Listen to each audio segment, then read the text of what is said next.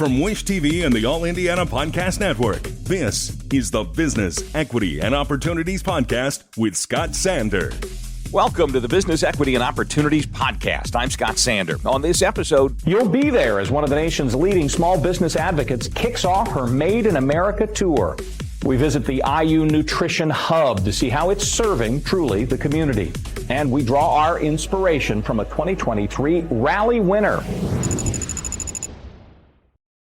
Every business is unique and has a target audience. If you own or manage a business, Circulus Digital Media can help you connect and grow your customer base with turnkey digital solutions that are nimble, offering best-in-class results, service, and support to reach a bigger customer base, allowing you to pinpoint a specific audience down to the smallest details.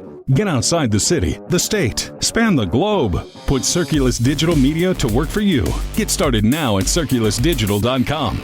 That's circulusdigital.com. Isabel Casillas-Guzman is the 27th administrator for the U.S. Small Business Administration, the SBA, making her the leading advocate for America's 33 million small businesses and entrepreneurs. She was in town last week to kick off her Made in America tour. We had a chance to get an update on how Indiana's stacking up. This is Business, Equity, and Opportunities. This Week in Business. I came to Indianapolis to participate in the conclave of the Zeta Phi Betas. We at the SBA have been entering into historic partnerships across the board because we're seeing that entrepreneurship is on the uptick and all communities are jumping into this opportunity to pursue their American dream of business ownership. So we have a historic partnership with the Divine Nine, so I'm here for that. And as well, though, while I was here, it's so exciting what's happening in Indiana. We wanted to make sure that we've got a chance to meet with local businesses along Main Street and our innovative startups. So here at 16 Tech, being able to understand what Indiana is doing and with the support of the SBA as well to build a strong ecosystem for the future of life sciences, the future of AI, the future of advanced manufacturing and logistics. This has been such a historic time because not only are there 500 million small businesses here in Indiana, a really strong group of entrepreneurs who are creating benefit to the economy, but we've seen a small business boom. And this is around the country, over 18.5 million new business applications filed during the Biden-Harris administration. And here in Indiana, it's just over 300,000. That's an incredible rate of growth of entrepreneurship in this country, which means good things for innovation, good things for competition, good things for local communities, because we know how powerful a small business can be in impacting, creating jobs, giving back to the community, helping those dollars recycle locally to really spur economic growth. And when we talk about innovative startups as well, they have a great multiplier effect and have great jobs in addition for the community and solving global problems. And so really, small businesses in this time are having a historic lift by this boom of new numbers. But I have to say that it's remarkable to see that we're seeing that growth everywhere. Great ideas are everywhere and anywhere in this country, but we're seeing women and people of color starting businesses at the highest rates. Women are starting at double the rate of men. That's kind of been the case for the last decade, but they're jumping in and starting businesses, as are those Black Americans who are starting businesses at historic highs, greater than the past 30 years, and same for across the board in underserved communities, our veteran communities, our rural communities. And so it's the time that SBA needs to get out there, be on the ground, talk to those businesses and make sure that they can get the capital and the resources they need. We have an incredible network of district offices, and these folks are mission driven. They love the small businesses. They know the impact they have, and they're skilled at helping you navigate all the resources that are out there. As investments come into Indiana, whatever that may be, whether you're a manufacturer trying to take advantage of some of the energy conversion savings, or a contractor who wants to help build infrastructure, or just a mom and pop on Main Street, they can help direct you to our incredible private partnerships. SBA does loans, we do bonding for contracts, we do investments, we do innovative grants for those tech and science-based businesses. And it's more than that. We have 19 centers around the state. Those are small business development centers, women's business centers, SCORE mentors, and we also have a veteran business outreach center that works in the state in addition. information. So these are where you can get free advice, confidential advice on everything from improving your marketing plan to developing your financial and strategic plan. And it's really valuable because you have better success outcomes. So we're here at the SBA to help small businesses along their journey. I have to say across the board, because I visit extensively. I'm out on the road because I take great inspiration in these business owners. They offer such hope in the future. Small businesses by nature have to be hopeful. They have to seek those opportunities and possibilities in America.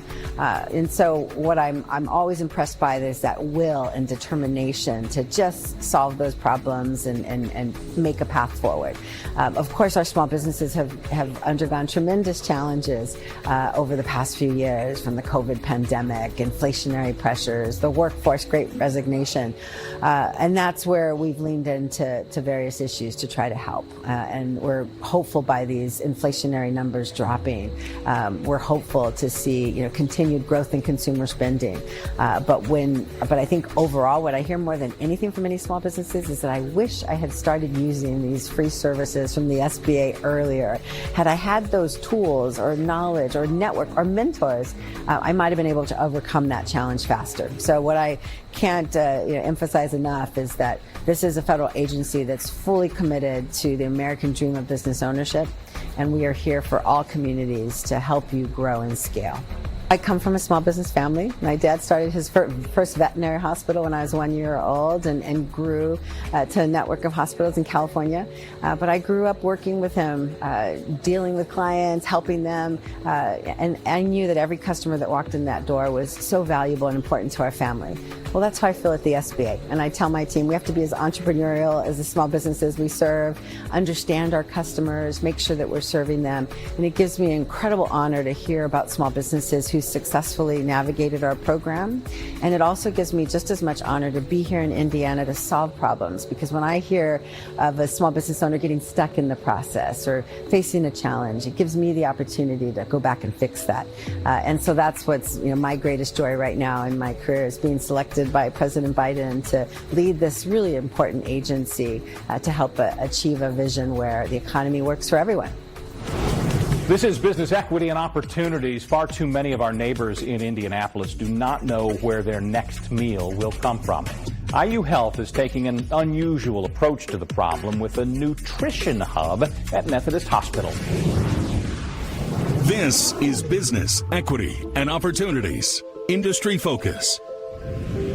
Hi, my name is Juan Mika Christian, and I am the Community Impact Director for American Heart Association, and we are at the Nutrition Hub here based in the IU Methodist Hospital. So a little bit about my background. So I am a Community Impact Director, and what I do is I oversee the Nutrition Hub program. So basically I make sure everything is working properly, everyone knows what they're supposed to do. I kind of make sure that the processes and procedures are in place. I also make sure that we have community-based organizations available that we reach out to. I also make sure that the community health worker has everything she needs and is able to provide the resources for our neighbors on the program. So the Nutrition Hub is a community-based program that we provide free groceries to neighbors within the 46202 zip code. Every week they're able to order up to 150 pounds free, and they use a web app through Gleaners where they can order the same way you would as if you order through Instacart or any other web application. They're able to go ahead and place their order. They also get a code. Once they get that code, they can come here to the lockers. They put their code in, and we have a freezer side and refrigerator side, and they're able to get their groceries. It's actually a partnership with IU Gleaners, Purdue, and American Heart Association, and it was brought to light because we had a lot of individuals, patients that were unable to get those healthy foods. So we basically food insecure. So we started the program so that people in the zip code within the IU community area could access those healthy foods on the program. The plan is to expand the program, but right now we do have it just here at the IU Methodist location. We are, I think it'll be here for another 6 months to a year, and our plan is that it is expanding to the rest of the community. So the hub is it's open to any person that comes in the hospital. We have resources. We'll talk to anyone. We'll give them information. But the program is for individuals that live in the 46202 zip code, which is around the IU community. I'm Michelle Cesana. I serve as the Chief Medical Officer for the Adult Academic Health Center, and we are standing in the Nutrition Hub here at IU Health Methodist. Well, so most of the time we actually screen our patients now for food insecurity. We do screen patients on admission and ask about other things such as food insecurity. And so that's how we find that out. We started doing that because we know that impacts long-term healing of our patients. If you have had surgery, one of the most important things in healing is that you have good nutrition, because that's actually how your body heals itself. And so whether we're talking about healing the skin from where your incision or the cut was made to actually healing inside. And so if you don't have the right nutrition and the right nutrients, your body's not going to be able to do that very well. And then also it sets you up for infection later on. So the worst thing that can happen is that we do surgery on you and we fix something and you don't heal, and then you get an infection later on because of poor nutrition. So it's one of the best things that we can do to help promote healing, is to make sure that you have access to good food, frankly. Well, this is so important because it gives access to our community around us, where we know patients and our community members have trouble finding healthy foods close by. And so this is a place where they can come, and not only can they get sort of non-perishable foods, but the cool thing about this is we have a refrigerator and frozen section, so you can get fresh vegetables and fruit and meat and things like that sometimes are not easy for people to access in the 46202 zip code. So I think we've taken this on to say that in partnership with Gleaners and the American Heart Association and Purdue, that it's important for us to have a responsibility to do that, not only for patients while they're in the hospital, but when you get out of the hospital. So how can we help the community do that? And by putting together this grant with our community partners, we were able to secure that. And then this has gained a lot of excitement and traction from other potential sponsors for donations. And so that ultimately helps this community. I hope that we can actually expand it, and we can make sure that other communities and more families, even in the 46202 zip code, can be served, but then it can go beyond that, because we know it's not only here, but it affects more people outside that community too. The 2024 Rally Innovation Conference is coming up end of the month, August 27th and 28th. We're proud to be its media partner this year. We contacted one of last year's winners to find out what being part of the Rally success means to his success. This is Business, Equity, and Opportunities Success Story. So my name is Valtteri Salamäki. So my title is CEO and co-founder of Edge Sound Research. So a little bit about myself. My background is in emerging technologies. Did my MBA at University of California, Riverside, where I actually originally met my co-founder of Edge Sound Research, Dr. Ethan Castro. Prior to that, I have built a consulting company. I love solving very complex problems, also working in big tech. But outside of the professional world, I love sports and anything live entertainment-wise. So you'll always see me at a sporting event or a concert or somewhere outdoors is enjoying nice entertainment. So at Edge Sound Research, we're building the very first end-to-end audio infrastructure to allow you to control audio signal. And that's a big way of saying that what we're doing is we're trying to make real-world experiences. So if you're watching a basketball game, for example, and how you then enjoy that afterwards through sound feel indistinguishable from each other. So whether you're inside of a venue or in your living room at home, I want you to enjoy sound exactly like those that are playing their favorite sport or concert or any kind of type of medium. The way it works is our research is in really 4 different categories. It's in how do you capture sound, how do you then manipulate and process sound, how do you then render sound, and then how do you reproduce sound.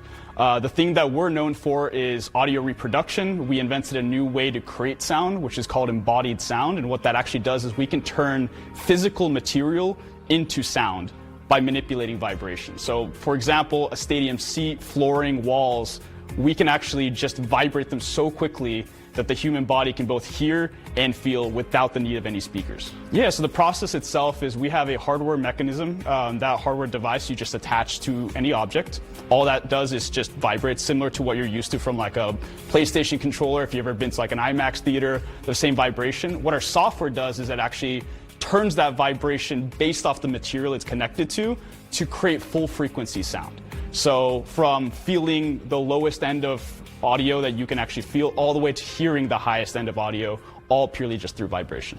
We get phenomenal feedback. There's a constant statement of like, holy crap, I didn't know that this was possible. It's really hard for people to kind of wrap their head around. You don't need speakers to create sound, and that we can literally turn floor and walls and seating into new way to enjoy sound. And I think the other part is there's so much audio information that gets left out because we're so used to speakers pushing air pressure at us that we forget that the way we actually perceive and understand the real world is by constantly hearing and feeling everything. Right now, we're focusing heavily on the venue market, live entertainment, really changing how people go to a live, whether it be a basketball game or a concert or anything live, even Broadway, and connect to the entertainment that you're watching. Because what we noticed is a lot of times when you're going to these sporting events or live concerts, you're always spectating that moment.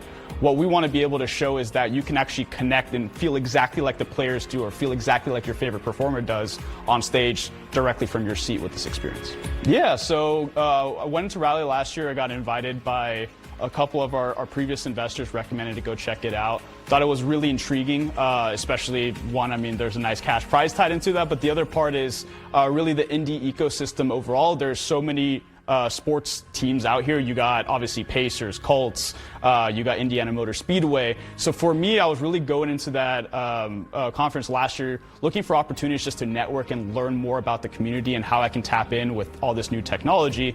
But then going into the pitch competition, what I really wanted to emphasize there was how game-changing this could be for live entertainment and what impact that can have on the Indiana economy.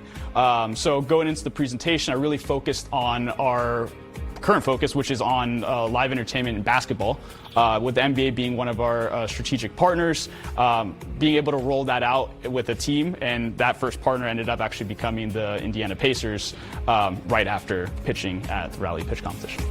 So winning that competition, one, the capital gain that we got out of that was really important, since we're a hardware software company, allowed us to get the capital needed to keep building on research and development and building on this technical solution that has not existed before, but also getting connected to the right partners in the ecosystem. So because of winning the Rally Pitch Competition, obviously we're able to work directly with the Pacers. We're able to set up our demo facility here inside of Pacers Gaming. We're really thankful to partner with the Pacers on that, which then allowed us to start bringing in other local leaders from the Indiana Motor Speedway, as well as the Indianapolis Colts and other venues out here to learn about our technology, which has led to brand new opportunities, such as actually deploying our technology for the Indy 500 so that fans could actually hear and feel the roar of the race right from the view of the finish line. Since winning the Rally Pitch Competition, I've moved out here to Indiana. The rest of my team is still in California as they're building on the research and development. But my core focus here is now building the commercial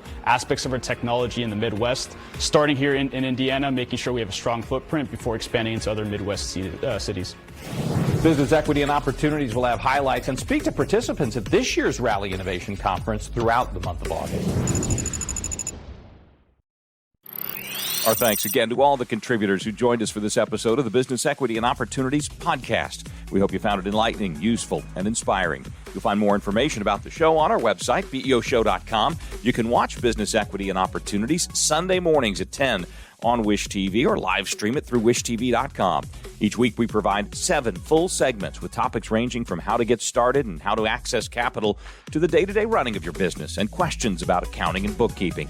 We feature business news and trends and always share a success story from one of our contributors. Join us next time for more insights into the world of small business. Be sure to sign up for our Business Equity and Opportunities newsletter to get even more valuable, up-to-date information.